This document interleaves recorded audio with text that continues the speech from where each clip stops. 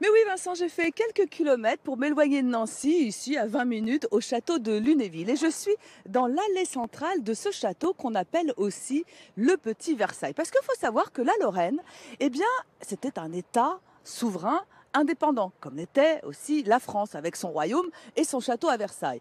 Eh bien, ici en Lorraine, le château, il n'était pas à Nancy, dans la capitale, mais ici, à Lunéville. Voilà pourquoi on l'appelle le Petit Versailles lorrain.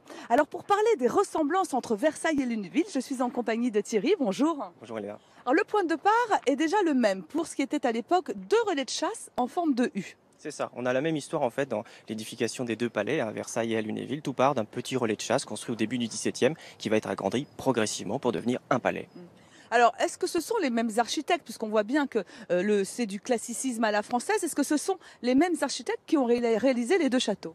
Non, mais il y a un lien de filiation, puisque notre architecte ici à Lunéville, c'est Germain Beaufranc, qui était l'élève de Jules Hardouin-Mansart, celui qui était le grand architecte de la fin du règne de Louis XIV et qui a terminé Versailles comme on le connaît aujourd'hui. Donc voilà pour les ressemblances. Il y a quand même quelques différences, notamment ces trois arcades qui sont derrière nous sous le château. Ouais, ce percement central, on ne trouve pas à Versailles, c'est vraiment une originalité. Ici, Beaufranc a voulu faire entrer la nature finalement à l'intérieur du château et le lier vraiment à ce grand axe des jardins. Et alors,